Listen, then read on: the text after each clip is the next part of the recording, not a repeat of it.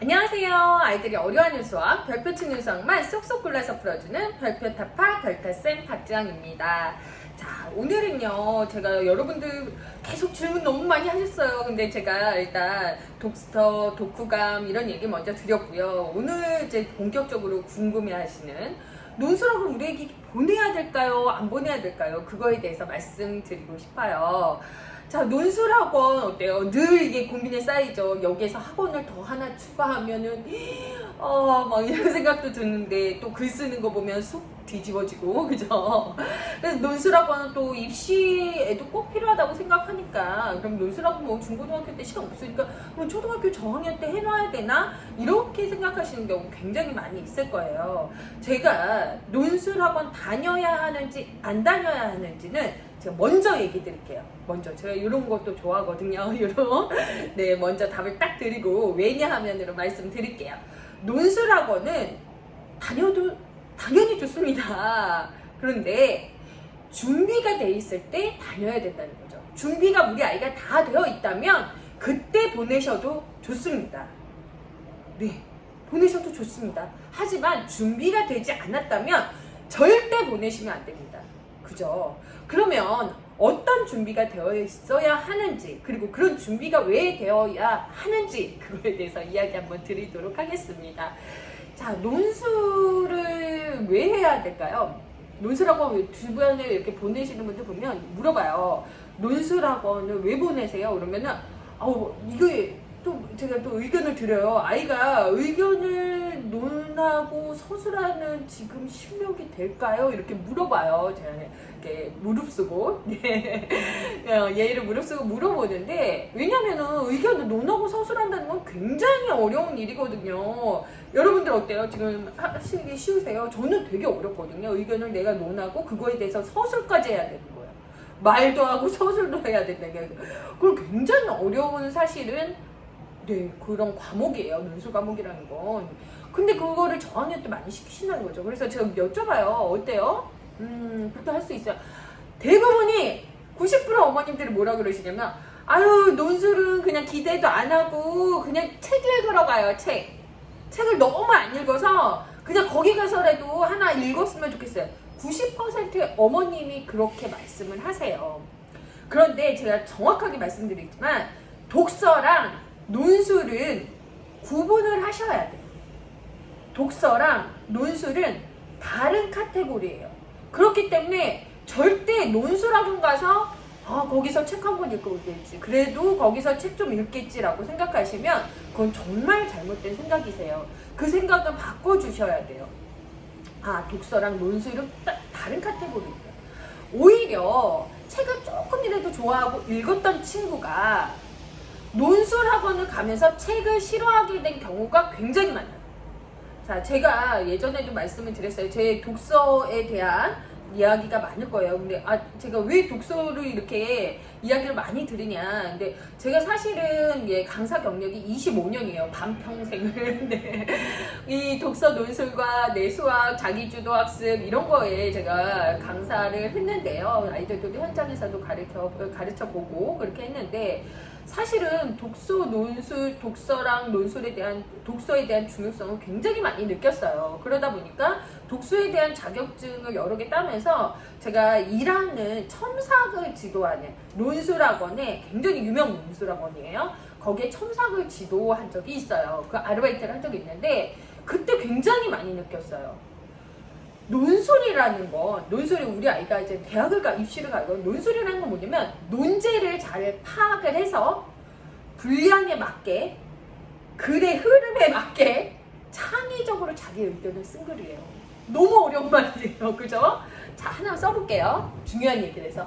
논술이라는 건 이게 다 들어가야 되잖아요. 논제에 맞게, 논제에 맞게 이거를 잘 파악을 해서 또 뭘 맞춰야 되냐? 분량에 맞게, 분량에 맞게, 그리고 글의 흐름에 맞게 창의적으로 자기 생각을 써야 된다는 거예요. 자신만의 생각을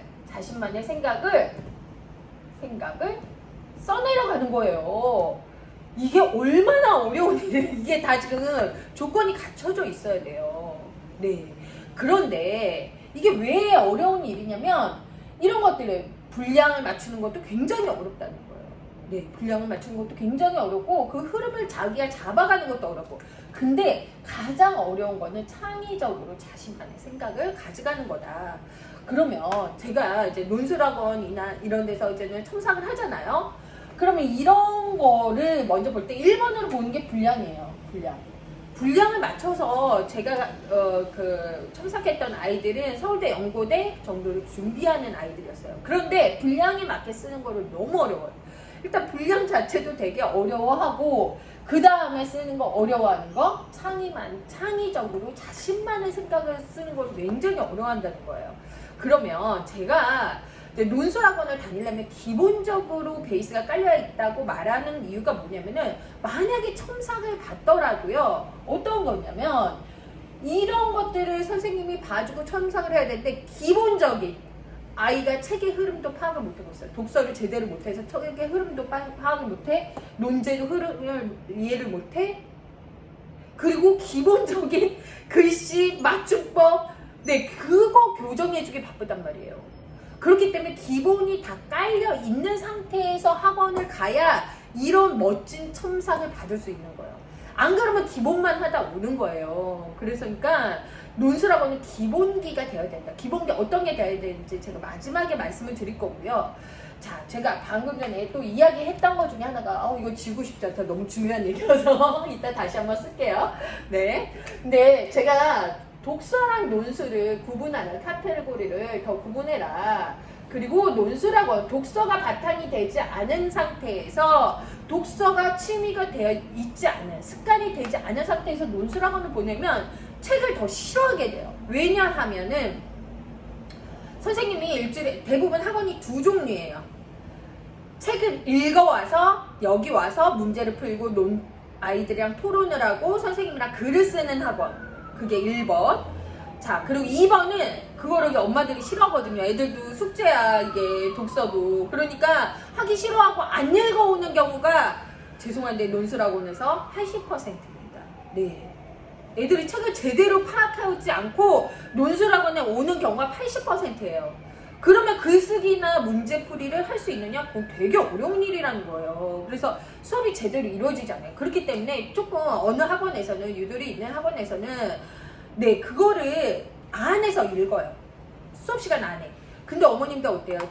독서 논술 한번 가면은 길게는 1시간 반, 더 길게는 뭐 2시간 있는 학원도 있지만 거기서 책 읽는 시간을 뺀다는 거는 솔직히 굉장히 마이너스, 돈도 아깝고 마이너스, 시간도 아깝고 그렇기 때문에 2번도 정답이 아니고 1번도 정답이 아니에요. 1번 같은 경우는 어떻게 하냐면요. 이번 주에 너 내일 논술학원 갔는데 책 읽었어? 아 맞다.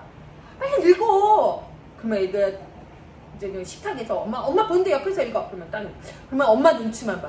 너무 빨리 끝나도 너 대충 읽었자고 너무 늦게 끝나도 안 되고 그러니까는 엄마 눈치만 보다 끝난다는 거예요. 그럼 지금 뭐를 학습하게 하게 되느냐? 대충 읽기, 정확하게 파악하지 못하고 읽는 것이 학습이 된다는 거예요. 그건 굉장한 단점이 돼요. 네. 그래서 둘 다 문제라는 거예요. 가서 읽는 것도 시간 아깝고 돈 아깝고 내가 너 거기서 책 읽으려고 돈 보내요? 그 어마어마하더라고요, 돈도. 그죠? 1번은 읽고서 가서 해야 되는데 읽는 것도 대충 읽게 된다는 거예요. 물론 아닌 아이들도 있지만 80%예요. 우리 아이가 어떤지 보세요. 네. 그렇기 때문에 뭐를 해주셔야 되느냐? 논술 학원에 가기 전에 3가지를 준비를 하셔야 돼요. 3가지. 자, 일단 독서 습관. 독서 습관이 되어 있지 않으면 논술 학원 가서는 하나도 도움이 안 된다는 거예요. 정말 하나도 도움이 안 된다고 제가 말씀드릴게요. 왜냐하면 책도 제대로 못 읽는 애가 가서 무슨 가서 뭐 책 읽는 스킬이라도 배우겠지? 그렇지 않아요.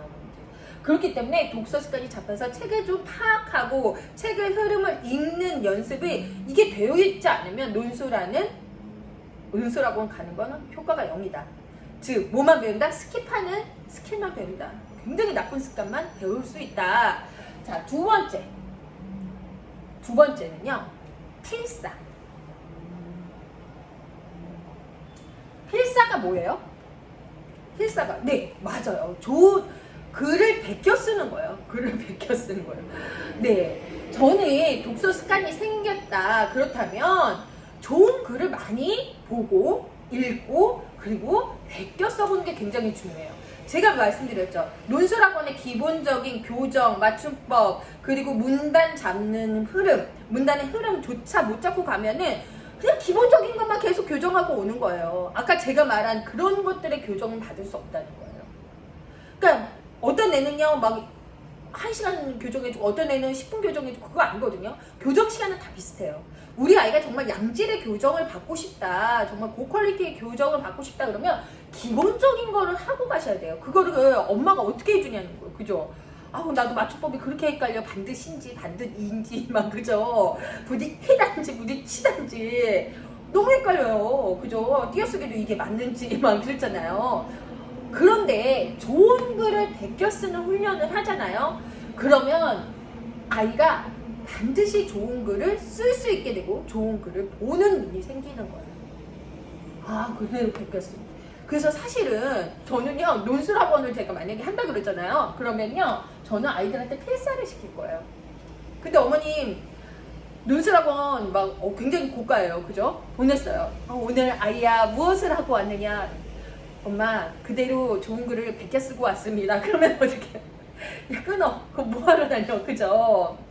네, 그래서 제가 필사는 정말 집에서 엄마가 해줄 수 있는 거거든요. 그래서 제가 논술학원 보내지 말아라, 논술학원처럼 어머님이 해라가 아니라 논술학원 준비를 집에서 완벽하게 시켜놓고 보내시라는 얘기예요. 그 방법은 제가 두 번째 방법은 네, 이따 다음 편에서 말씀드리도록 하겠습니다. 자, 오늘도 고민 해결되셨죠? 네, 별표 다